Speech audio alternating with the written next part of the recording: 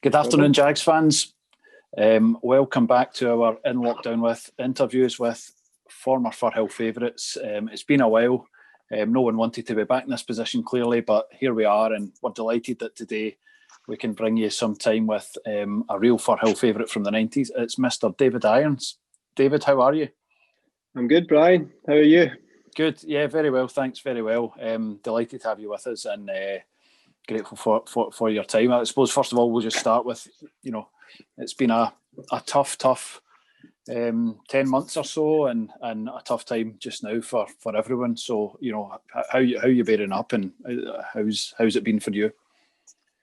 Yeah, probably just like everybody else, Brian. It's been frustrating. It's been, it seems to be a long, drawn-out process, but you'd like to hope that we're at a bit of light with the vaccines coming round. But, from a personal point of view, I've been quite fortunate. I haven't had any of my close family affected as yet. My mum's 90 now, so she's one of the ones that I've kind of been concerned about, but she's fine. Bigger picture and football-wise, it's been frustrating. 1 minute you're going, next minute you're stopped. There's been a lot of uncertainties around the football, and obviously with the topic of Partick Thistle tonight, they've obviously suffered probably more than most clubs in the Scottish League, in the fact that they get relegated on the back of a season that wasn't completed. It's been difficult, Brian, but as I say, hopefully, despite the fact we've cancelled for 3 weeks, hopefully there might be a bit of light, but we'll just have to wait and see. Fingers crossed. Well, let's try and put some smiles on faces for the next half an hour or so, and take a step back in time to 1991. It was the 16th of August that you signed for Thistle from Dunfermline. What can you really take us back to that point? When did it first come about, and how quickly did the move happen in those days? It was actually very quick. I was a bit taken aback by how quickly it happened. The season had literally just started, and that come on the back of probably my best season at Dunfermline, where I'd got umpteen Player of the Year awards, and I'd had a really good year. But there'd been a bit of turmoil at Dunfermline, like most football clubs. Jim Leishman and Ian Munro, I don't know if you'll remember, they had a kind of change of kind of ways, and Jim Leishman left and Ian Munro took over, and led to a bit of a change in the squad. So we started the season, we started the season against Hearts, which, having played every game the previous season, I was on the bench. And then we played Celtic midweek, and I came on briefly. And then the following day I got a phone call from John Lambie asking if we were interested in signing with Thistle. So I'd had a wee snippet. I'd been friendly, I still am friendly with Jerry Collins, who was John's number 2. Jerry had kind of kept in touch with me over the years. We played together at Ayr United many years ago, and Jerry had kind of asked a question if I'd be interested, and I said I was, and went through on it was a Thursday night, and I remember going through, speaking to the manager, signing that day or that evening, and getting ready for my debut at Firhill against Kilmarnock. I signed on the Friday, played on the Saturday, 5,500 at Firhill, and a winning start. Do you remember your debut? Yeah, we won 1-0. Can't remember a lot about it, but I do remember it was a decent crowd. I can't remember how well the team played as a whole, but I do remember getting involved and thinking I made right away. I thought I'd made the right move. I thought there was real potential at the club. Obviously, the manager had said, the expectations were to win promotion that year. So we got off to, when I came, I know there'd been a couple of games, but certainly after my first game, getting a good win against one of the promotion contenders, that was quite a relatively pleasing start. I mean, you played over 500 career games and many, many more, so we don't expect you to remember them all inside out. Hopefully we'll pick out a few that were a few of the favourites when you were at Firhill. I get, coming to Thistle was part of the draw. Obviously, the challenge of taking, a pretty sizable team in the second tier up to the Premier League. Yeah, it was. That was the way the manager and Jerry kind of sold it to me, and always knew Thistle were a big club in terms of the stadium, the crowd, the fan base, and the history. And I know it's probably all cliches, everybody says that, but I was born in Bishopbriggs, so I wasn't that far away from Firhill. And it was a real exciting challenge for me. And I think the fact that the manager put so much trust and faith in signing me and saying, listen, I believe if we could get you in and a couple others, then we've got a good chance of getting promotion. So that was the way he sold it to me, and I just wanted to play every week. And as I say, I think the writing was on the wall at Dunfermline. I wasn't going to be playing regularly by the looks of things. So I thought, you know what, I'll take the challenge. And to fast forward, we went up obviously, and Dunfermline get relegated. So I kind of changed places with my old team. Mm-hmm. So that in itself kind of was satisfying, and not so much Dunfermline going down, but just the fact that I'd made the right decision about where I'd be playing. Yeah. But playing every week, which we'll touch on, is something you certainly did. It's quite amazing. I think you almost played 100 games in 2 seasons. So you probably never played so much football in 2 single seasons as you did at Firhill. You touched on the fact that you had a relationship with Jerry. John Lambie would have been a new figure for you to work with. What was, again, there'll be snippets of Lambie through our conversations, no doubt, but what was the Lambie experience like for you? It was... I kind of had an idea, because having played against probably Hamilton more so, because he'd been there longer than he'd been at Thistle when I first went, and I kind of knew his reputation. I knew he was always wheeling and dealing, always looking to build teams, and he had a good record as far as promotions are concerned. And I think in those days, to say old school would be a bit harsh, because I think the majority of managers at that time were of that ilk. You know, they were very motivational, very kind of loud and quite abrasive at times. But see, when you took all that to one side, he was actually a very good coach, and he knew exactly what he wanted, and he would go into real detail at times in some of his coaching sessions. I know we look back and laugh, but he had us doing throw-ins for like 45 minutes to an hour, and it seemed mundane and boring, but it was very effective when it came to games, and you could see his putting his practices into the actual game situation did pay off for him. But it was obviously very colourful and controversial at times, but no, it was a real. And I know I had been running towards the end of my time at Thistle, but to this day, I have nothing but good things to say about John Lambie and what he did for me in my career as much as anything. So it was a good time. It was. Aye. I mean, speaking just on throw-ins, which you brought up, I mean, some clubs in England now have full-time throw-in coaches, which is quite unbelievable, but it's probably quite a underutilised asset on the football pitch. We obviously, coming into the latter part of your first season, were blessed with Don McVicker, and you can understand why we put a bit of focus on that, because that was a bit of a secret weapon. It was. Don had this long throw, which I don't, looking at Don, you wouldn't think it, but no. You know, he came in and he could launch it into inside the 18-yard box towards the front post. And Firhill being a big playing surface anyway, but he still managed to get it to the front post. So yeah, Don, rest his soul, Don was another real good signing. Again, and I think that sums up the way John Lambie was. He could identify players that he right away would just fit into the way he wanted to play. You know, he identified experienced players, and you know, he gave us the responsibility to just go and win games. And obviously didn't win every week, but he was very successful in the time that I was with him. Aye, and managers nowadays will make their mark in the transfer market in the summer, and in January. A lot of Lambie signings were made during the course of a season, just coming in at the right time to have an impact. Yeah, the names don't always trip off the tongue, but I remember guys like Lee Palin, you know, Alec Taylor. I know Alec, you know, guys like that came in and made Albert Craig, you know, made good real impacts when they came into the club. Yeah. You know.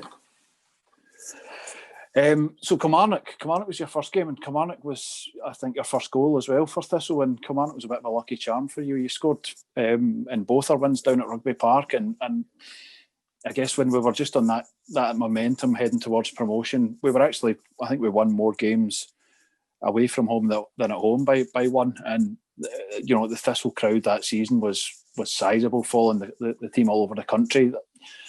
Was momentum something that you felt through the season that just started to build? Yeah, it really did, and you're right. The fans played a massive part. See, turning up at the away grounds, and you saw the colourful scarves, the gold and the red and the black scarves, and the sheer size of the fans. It really spurred the players on, and again, I don't want to sound, the old cliches, but we really did get a real lift from the crowd, and they were really, really positive towards the team in the time I was there. And you're right, to go down to Kilmarnock were a big club. I mean, they were desperate to get up there. Tommy Burns was playing, Billy Stark, guys like that. They were desperate to get into the promoted place. And I remember going down there and beating them twice down there. And I think the last time we beat them down there, was it 3-2 or 3-1? I think it was. Yep, 3-1. 3-1, and I scored. And it was, you could just sense that, there wasn't an inferiority complex at Thistle, but there was I think the media didn't really expect us to perhaps beat Kilmarnock, Dundee, and get the promotion that we did. So yeah, it was, and again, John Lambie created a real spirit amongst the team, and I think if you look at managers now, they like the teams probably mirror the type of people they are, and I think the team that John Lambie put out in the time I was there was a team that were determined, wanted to win, kept going, kept fighting, and no, I think we did them credit over the 2 years we were there. But it was, the more when I think back, it's great to get the opportunity to think back at your time at the club, and when you ask me about memories of like the Kilmarnock games and how it felt. It was a real pleasure to be involved at Thistle at that time. It really was. Yeah. I'll talk about two more away trips that season. The first one was the one all fans would love to have been on, but they weren't able to, was Blackpool away. Which, to think that would happen in the modern age is unbelievable, but it probably just sums up the Lambie era. Thinking back to that, what was the whole thing like? And even just before we get to the incident at the pier, how much training went on? How helpful was that for camaraderie, let alone sort of team play? Well, it certainly wasn't the elite warm weather training that Celtic have been on in Dubai, although there was a couple of similarities, including the picture that was Celtic. But no, it was absolutely, again, to be fair, with boys, we've worked hard. We trained every day. Down on the beach. Wasn't a lot of football played, but it was a lot of running. A lot of downtime. The boys had a lot of time to relax and just sit together, chat together, get up to nonsense together. It was brilliant. I mean, it was obviously very much a 5-star resort. It was recommended by the pigeon fanciers of. I think Mr. John Lambie had been at a pigeon convention and he thought this was a cracking 5-star hotel. So I think we were quite surprised when they arrived, and it was more like Fawlty Towers, and it was a 5-star resort. So, but you know what? We came back from that, and I know we'll talk about the other incident, but we went on a run when we came back. I think we were unbeaten, and John Lambie, being the very much superstitious person that he was, he wouldn't come back to the club after the Blackpool incident until we lost a game. So I think Jerry Collins was in charge for about 6 or 7 games. So it was quite an eventful week, shall we say? We lost at Dundee in January the 4th. I think the trip was maybe in the February, and amongst what was already an unbeaten run. I don't think we lost till the penultimate game of the season, which we went on a brilliant run. By the time we played our third last game, you'll probably remember, for a number of reasons, was up at Montrose. Yeah, where we got absolutely priceless 2 points at the time. Colin McGlashan goal. That's I think right, Craig, from memory, Craig Nelson that day pulled off an absolute wonder save. And but you were to pick up a booking in that game, is that right? Yeah, that was. I wasn't renowned for being the going about kicking folk, but I got booked that day, which ultimately meant that I was going to miss the last game of the season. And ironically enough, my best friend who joined me at Thistle, and I'm sure he'll be well remembered by the fans, is Ray Farmingham. Mm-hmm. Ray also got booked, which meant the two of us were missing the last game of the season. And we were absolutely devastated because obviously, we'll talk about the last game soon, but, to go into the last game of the season, not being able to play was just absolutely devastating. But, obviously history shows that we got over the line. But I remember getting booked, and it wasn't until after the game that Jerry Collins said to me, "I think that's you out of the last game." I says, "What?" He says, I can't remember how many bookings it was, but it took me over the threshold of points. So along with Ray, and as I say, we missed the final game at home to Forfar. Aye, it went into the back-to-back home games, last two games of the season, Meadowbank and Forfar at home. Typical Thistle. We do it the hard way. We lost at home to Meadowbank in what would be your last game. And then we had the nerve-wracking experience of Forfar at home and all that went with it. Nearly 10,000 at Firhill, and the much talked about Jim Duffy challenge in injury time, which time delayed itself. I don't think anyone really ever looks back now and thinks of the disappointment of not winning the league, but we really should have won it. But getting up was the objective, and we managed it just. Yeah, I know. And looking back, I know when obviously we got over the line, but it was disappointing that we didn't win the league because we'd had to put ourselves in a right good position to win the league. And no disrespect, Dundee, obviously they won it, and congratulations to them for it. But I do honestly believe we were the best team in the league at that year. And if we probably let ourselves down by not winning the championship, which obviously the main aim was to get promoted, but it would have been nice to be up as champions, and that would have been even more of a feather in their caps if we had won the title. But no, you're right. I think getting over the line was a be all and end all for the club, and again we did it the hard way. A boring 0-0 at home, going into the last minute, and Jim Duffy made an absolute perfectly timed tackle. I do remember standing. All the players, all the non-playing staff were standing behind the dugout, below the stand. Yeah. And I remember we all stopped.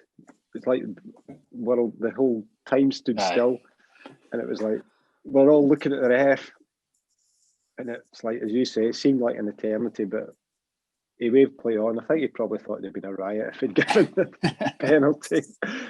But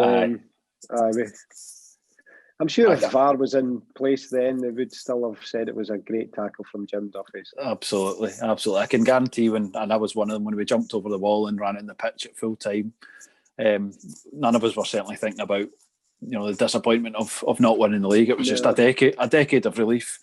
Amazing scenes on the pitch, and I'm sure you guys celebrated not just into the night but into the next week.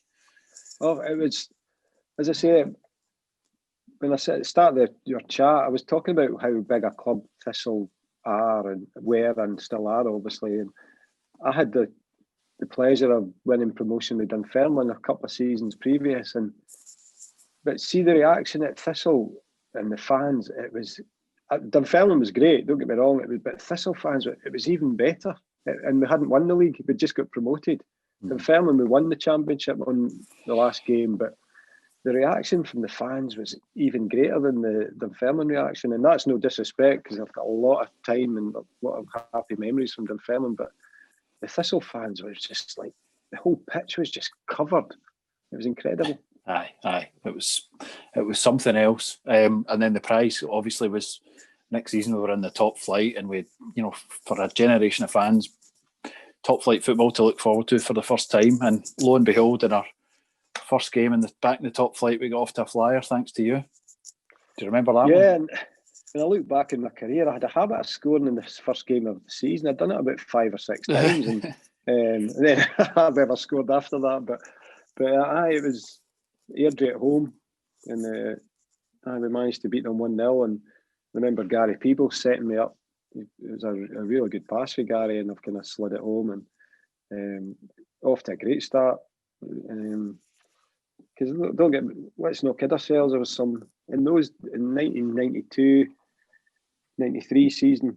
Your teams are Dundee United, your Hibs, your Hearts, Aberdeens. They had international. They were full international players. Not forget the Old Firm, and it was a really tough league. But to get off to the start that we did was great. Yeah. And it gave us a real confidence because, listen, we knew and there was a run of games that we struggled. It was always going to happen, but I thought getting off to a win was really important for us. Yeah. And one of the things that's always talked about in your career at Thistle and in that season is the switch from midfield to defence and that game at Celtic Park. What was that the first time you'd done it in your career? Had you played at the back at all before? No, I'd never played at the back, and that's how bizarre it. And I can still remember to this day how it came about. We'd been at Aberdeen the week before, or maybe not exactly. I think Aberdeen the week before. So, and Willie Jimison had got sent off. So Willie was obviously going to be suspended. And I remember training that week, and there was no inkling of who was going to be playing. John Lambie didn't always give his team away too soon. He tended to keep it to a Saturday. The Friday was sometimes he would give it away, but most of the time we'd wait till the Saturday and then name the team. So when we got into Parkhead and we were in the dressing room, and again nothing had been said. He came in and named the team, just read out 1 to 11, and kind of one or two boys are looking about, and he's no named a centre half. He's missing a centre back, and it was Paul McLaughlin actually said, "Who's playing centre back, Gaffer?" Sorry. No, we're all right. He said, it kind of is as if he was looking about for somebody. Then he turns around, "Irons, you can play at the back." And I'm like, "What?" No preparation. You can play at the back. And he said, "You can pass the ball, you can head the ball, you can run, so you can play at the back." And the rest, as I say, is history. And we went and had an absolutely memorable day. Everything worked for us that day. Jordy scored a couple of goals. And for those that can remember, he missed a real chance before the winner. Played in, left foot shot. Andy Murdoch had a really good game in goals. Just everything clicked. I think it was Albert Craig. Albert wasn't long in the team there. I think Albert hadn't been. That was his first start. Well. That was his first start. Yep. So Albert came in, Ray Farmingham, Jordy. I think it was Paul McLaughlin and I at the back. Paul Kinnaird played wide on the left, and he absolutely tormented. Yeah, I'm sure it was Mark McNally playing it right back. I think, but it was the scenes after the game in the dressing room were unreal. Pretty good for the fans as well. I remember as a young boy going to that game, you were just delighted to be there. I think obviously there was a bit of hope, but there's maybe 3,000 to 4,000 behind that goal, and just absolute euphoria when we scored and when the final whistle went. Did you guys believe that we could go and win that game? What was the mindset like, apart from getting over the shock of playing centre half? You know what? I can't. What I remember, and every time you went to Ibrox or Parkhead, whatever club you're playing, you're always expecting to lose. Let's not kid ourselves. Majority, and I tell the story of my sons. Because all the Old Firm, Rangers and Celtic are moaning about referees. I said, going to the Old Firm, one thing you knew, you would never get anything from the referees. The big teams always got the decisions. But that day in particular, I think we're so relaxed. And maybe that's John Lambie's masterstroke playing me where he did. It seemed to take the pressure off everybody. It's like, it was as if to say, we've not really got much of it. We've not got a recognised centre back, so we'll just go and see how we get on. And it seemed to relax everybody. And I think to a man, probably getting 8, 9 out of 10, you know, for the starting 11. I think everyone played to the top of their levels, and no, it was just a memorable day. It really was. Outstanding day, and there you were, obviously playing at the back from there on in. Or just to kind of tie this into the Thistle team of this season, we've got a young player, Mohamed Niang Sena, who you might be aware of, who's he's got the advantage. He's played centre half, but obviously last season, and he played midfield for Montrose, and we thought we were going to see him develop as a midfielder, but he's come back into the defence this season and been an absolute revelation. Player of the month last month. What do you see as a midfielder that when you go to the back helps you, maybe see the whole picture? Is that fair? Absolutely. I think the majority of games in front of you when you're playing at the back, you see things. In the middle of the park, there's players coming from you from all angles. You've got to be more aware of what's round about you as a midfield player. But certainly at the back, you can see things, you can anticipate a bit, and I'm not saying it's an easy job because it's not, but I remember John Lambie saying that to me. He says, you can see things at the back, and that's why you'll be able to play there. And I think that is key to it, And I think in those days, I think the majority of centre-halves, not all of them, but were big, headed the ball and just kicked it the way they were facing. And I think the fact that as a midfield player, I was used to trying to pass it, but I'm not saying I was huge successful, but I tried to pass and play. And I think the fact I'm trying to pass out of defence or run out with the ball, you kind of got a bit more notice from it. You do that in the middle of the park, it was expected of you, that's how you played. But if you did it at the back, it was like, it's a wee bit different. Here's somebody that's actually trying to play from the back. So, but no, it certainly helps when you can see the game more in front of you. And aye, definitely. Yeah. So that season, again, we could go through game by game. So many highlights. We were going really great guns probably in the first half of the season. Our winter break at that time certainly wasn't Dubai. It was the Scottish Exhibition Centre when we, which again, I think a lot of fans would love to see it come back. But the chances of you getting first team players playing on indoor Astro in January these days are astronomical odds. But that was just another great part of that season. 10 and 6s. How much do you enjoy that? Oh, brilliant! I still tell people we're still the reigning champions because it's never been held since.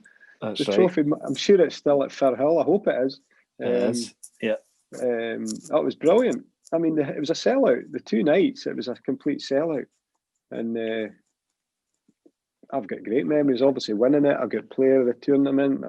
It was fantastic. Again, it just summed up that whole season that Thistle had. It was everything just seemed to be so positive. Yeah. In respect of where the club are going, and and let's be honest, all the teams that took part. I know the Old Firm didn't play, but everybody who took part was a full strength squad. It wasn't any turning up with the youth team or anything. It was the first team players. Sure Davie Cooper was playing. Wasn't he? Davie Cooper was there. John Robertson at Hearts, I'm sure. Hibs had Paul Cade and guys like that. So no, it was a full strength side. Yeah. But we had Paul McLaughlin. What did you feed him? Certainly feed the bear. I know Paul was. He had that. Obviously, the shot on him was just phenomenal, and as I say, I got player of the tournament. But see, to be honest, Paul probably should have got for the semi-final and the finals themselves. He won it for Thistle, with his shots from distance. But another great guy, really underrated. I know Paul was in and out of the team a bit that year, but he was very underrated. But a brilliant guy, great character to have around the place as well, and he thoroughly enjoyed it. Every so often I'll go onto YouTube and watch a couple of minutes, and his face when he's scoring these goals was a picture. So. Have you still got the player of the tournament trophy and medal? Aye, it's up in the loft somewhere. It's a big kind of plastic thing with figure of a guy on it. But I was really chuffed to win that. It was quite I don't know, maybe not. People don't think it, but I thought it was quite an honour to win something like, especially as I say, with the people and players that were competing in it. To get that above everybody else, it was I was really chuffed about it. We were looking at our team that played in the Premier League. We had quite a lot of handy technical footballers, and that's probably part of the reason we did so well at the 10 at sixes. But coming back out of January and into the back end of the season, as you say, we went through a pretty difficult patch, and as it got closer to the end of the season, we were really quite desperate for points just to keep our heads above water. And again, we go back to another iconic game in Thistle history, and the 4th of May 1993 when we played Rangers under the lights at Firhill, and your pal who came joined you coming down from Fife, Ray Farningham, would get us off to that flying start, and then the rest of that night was just a bit of a dream for us all. Can you imagine doing the double over the Old Firm again? It was, in fact, Celtic, we were unbeaten at Parkhead before we talk about the Rangers game. The second time we went to Parkhead, we drew. So we were unbeaten at Parkhead that year. Rangers, obviously, at Firhill was just, what a night. And it was a perfect, as you say, perfect start. Ray Farningham, Ray was quite a prolific goal scorer from midfield, and he chipped in with a good few goals, and another top player in my opinion. But I scored it very early on. It was a great goal. It was a looping shot over Ali Maxwell, and then I think another ex-Dunfermline, Grant Tierney, scored the second one. That's right. Big Jerry Britton scores a third one. See, when the third one went, when you're 2-0 up, it's like, well, it's still in the balance a bit. But see, when the third one went in, it was like, wow, we've beaten this lot. Yeah. And I know they'd won the league on the Saturday, but even so, you look at the team, they still had Hateleys and Goffs, and I think McCoy, I can't remember exactly, but still had a strong team out. Yeah. Contenders to not just go far in the Champions League, European Cup that season, but they were threatening to go all the way at one point. So they were a serious scalp. And as you say, we scored that third goal round about the hour, I think, just enough that the rest of the game was enjoyable on and off the park. I think it was the enjoyment of beating Rangers at home, but also that secured our status of Premier League team for the following season. That was kind of doubled the celebrations, and I know John Lambie was a bit of a Rangers man, secretly.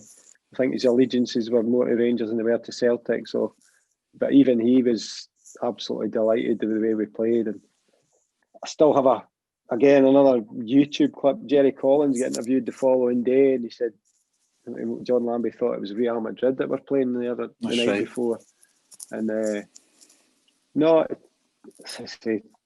having played with smaller teams throughout my career, you don't often get a double against the Old Firm in the same season, and to do that with Thistle was brilliant, and it's still something I'll cherish. Still want to tell the kids. I'm not getting any grandkids, so I can't tell them. So I still bore my kids about it. Stick it up in the loft until that happens. That's fine. And then, that took the pressure off for the last couple of games. Your last game in a Thistle jersey was to be Easter Road.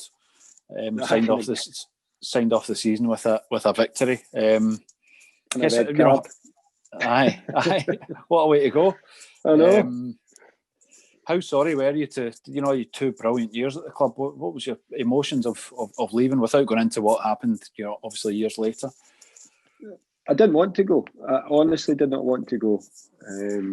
Again, obviously the circumstances, probably most people remember, if at that time there was a dispute which ended up in court. But I did not want to go. I didn't want to leave. Even your phone's getting emotional here. I didn't want to go at all. I wanted to stay because I without doubt had the best 2 years of my career, and I really wanted to get to a solution for their problem, which unfortunately never happened, and which led to me signing for St Johnstone. But I was really sad to leave. I didn't want to go. I was happy. I thought I'd found somewhere that I was appreciated, but as I say, the issue around in the contract was just something that couldn't be agreed, and ended up both myself and Ray, who we joined in the same deal, ended up leaving. Although Ray left slightly just a bit after I did. I think Ray actually started the season with Thistle, but I had gone just before pre-season started to St Johnstone, so I was really sad leaving. As I say, circumstances at St Johnstone, I ruptured my Achilles on my debut, so that it probably made things even worse for me, thinking that I'd made the wrong decision leaving. And but on a matter of principle, it was something I had to do, and I think the history will show that both Ray and I had a valid reason for leaving the club, because we couldn't get what we were told we were due. So real shame. It hasn't soured my. I still have so much affection for Thistle. It hasn't changed the way I feel about them. And even after that, John Lambie and I, we made up, and we shook hands, and he phoned me up actually when I got my injury, and so. And like I say, I've known Jerry Collins a long time, and Jerry and I still speak. So I've got absolutely, nothing but good thoughts and memories about my time at Thistle. Aye, and you retain a number of links with the club. First, we'll start with the relationship with the fans, and I think some of the fans who saw you playing the game up at Maryhill a year or so ago were quite keen to get you to pull the red and yellow back on after seeing the condition you were in. But the relationship with the fans, it goes both ways, has always been, it's easy to say, but it's just, there's a lot of respect there and a lot of love after what you achieved in your 2 seasons at Firhill. Yeah, like most people, there's kind of social media stuff, and I've joined a few of the kind of Thistle fan groups and things, and there's old pictures get posted now and again, and any time a picture comes up, some of the comments are so humbling. I mean, it really is.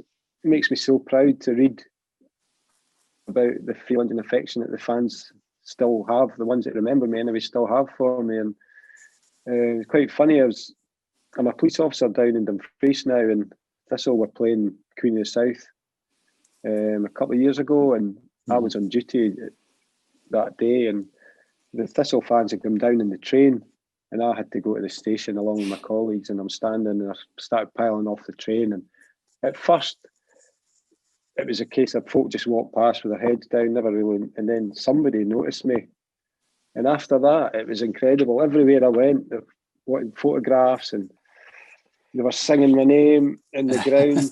It was brilliant.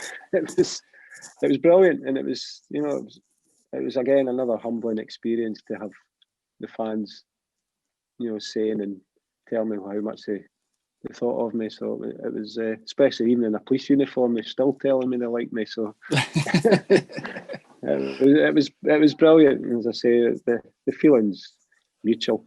The fans at Thistle were brilliant to me, absolutely brilliant to me.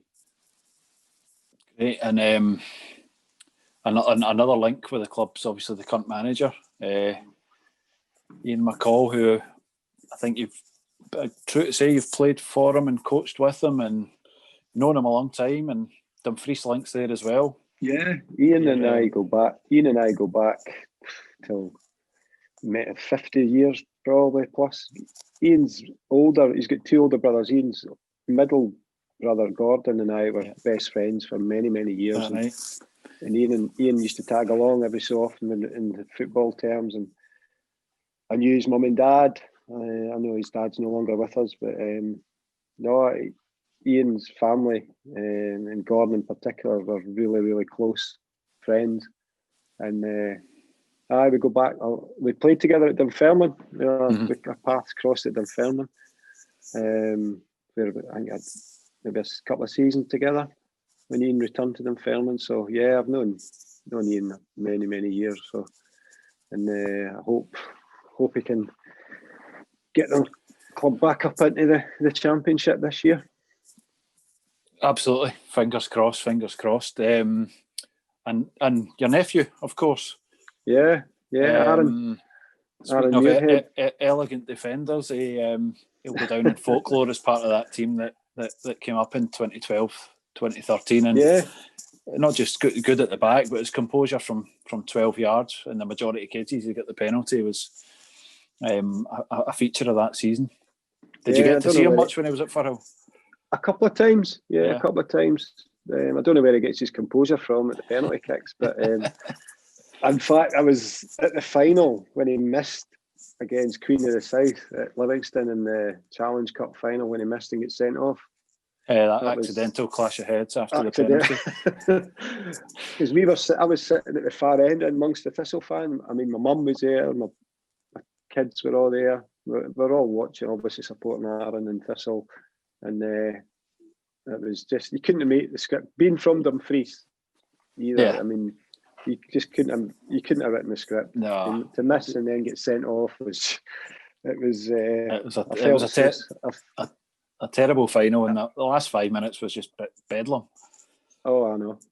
And the stick Aaron got from Dumfries punters was ridiculous. I can imagine. But again, that comes with the territory, isn't it? But no, he's doing okay. He's obviously got moved to Falkirk and then he's down at Ayr now. So he's doing okay. He's doing all right. Just needs to keep the head a bit more. He's more liable to get a red card than his uncle used to. That's for sure. But let's finish off with putting you on the spot yourself and seeing if you can give us a Thistle 11 from your time at the club. The team you think would have been the strongest from those you had the pleasure of playing with from 1991 to 1993. Yeah, there's a few. It'll be difficult, but I think the goalkeeper for a start is hard to choose between Andy and Craig. You probably look at Craig having gone on and represented Scotland at under 23s, and I think he got a B. That's right. So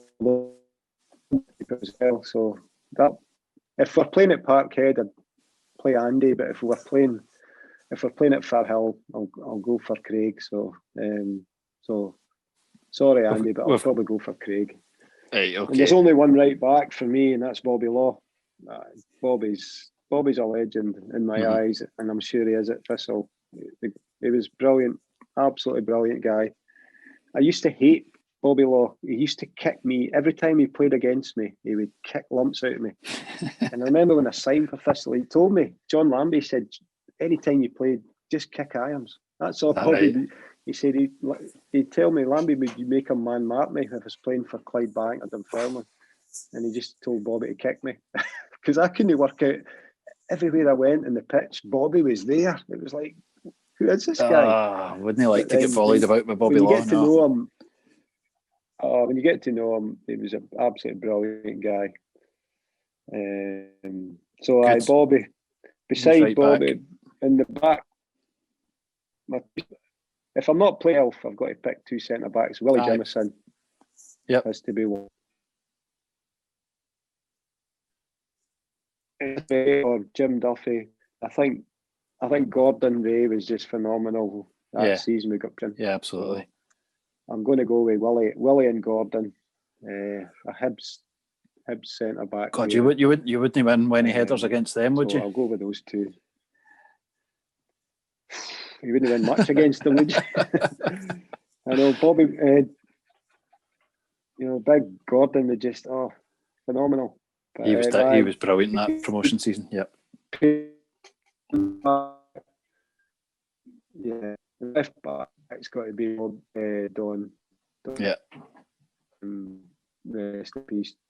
Tragic end to Don's life, but you mentioned it earlier on in the conversation. He was just he'd left St Johnstone. He was a cult hero at St Johnstone, and he quickly became a cult hero at Thistle, even though he was only there for a short time. But so yeah, Don would be a left back. A midfield, I've got to have Ray Farningham there because I think Ray's one of the best players I've ever played with, and also one of my best friends.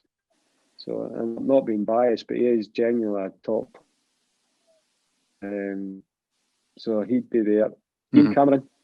I thought was a classy footballer, very cultured, signed from Aberdeen, and he went on to have a really good career with Thistle.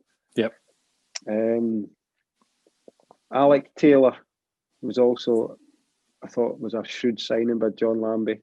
He was excellent for us. So I'd have Alec. Absolutely. Alec, Ian Cameron, Ray Farningham, and I'd have to have, Paul Kinnaird has to be PK. the other one. He's a maverick, a madman, frustrating, absolute zoomer at times, but what a footballer. What a footballer. That's a pretty talented midfield, Davie. I'm happy with that. From there, the front two, it's a difficult. Jerry and Geordie are obviously comes to mind, but Colin McGlashan was an excellent footballer, and I think Colin, the year when the Premier, he didn't get as much game time as he probably hoped he would, but certainly the year before he played regularly. But Geordie, I'd have to go with Geordie and Jerry as my front two. Yeah. So I've re-dibble Colin McGlashan on the bench. Superb. Great team. Great team. Do you keep in touch with many of these guys? So that was. I see Ray. Ray and I are, as I say, we're good friends. So we're still in touch regularly. Don't see many of the other lads. I haven't seen a Geordie or Jerry. I see Jerry. I've seen him a couple of times when that testimonial game we're talking about. And I saw Craig Nelson's goalie coach at Brecon, so I see Craig occasionally, but I haven't seen many of the rest of the lads for many years, and it's a shame. I'd love to have a reunion at Thistle for a promotion-winning team, but maybe one day. There you go. Maybe 30 years. Our Zimmers and our wheels. Maybe 30 years on. 30 years on from that Forfar game, we can reenact it. So that's a fantastic. Jerry, tell the chief exec. Get the chief exec. I will. I'll put it in his remit. 30 years motion-winning team. Superb. Sounds like a winner to me. That's been fantastic, David. Great team, great memories, and just really appreciate your time. And I know the Thistle fans were going to put this up on Saturday afternoon to fill the void. They're going to enjoy it thoroughly, and I'm sure you'll be inundated with messages when it appears online. So thank you very much for your time. Hopefully we'll be back seeing you managing your team in action soon, and maybe one of these days you'll bring a team back to Firhill. Yeah, that'd be a dream to come back to Firhill. Whatever team I'm with at the time, it would be a dream. But no, I'd just like to say thanks very much for giving me the opportunity to relive the two of my best years of my footballing career at Thistle. And I'd just like to wish everybody at Partick, players, fans, staff, all the best for what has been a difficult time, but hopefully they'll be celebrating come the end of the season, whenever that is, whether it's May, June, July, if it's extended. But no, it's been a pleasure, and just thanks for giving me the opportunity to speak to you. Here. All the best to you and yours as well, David. Thank you very much. Thanks, Brian. Thank you.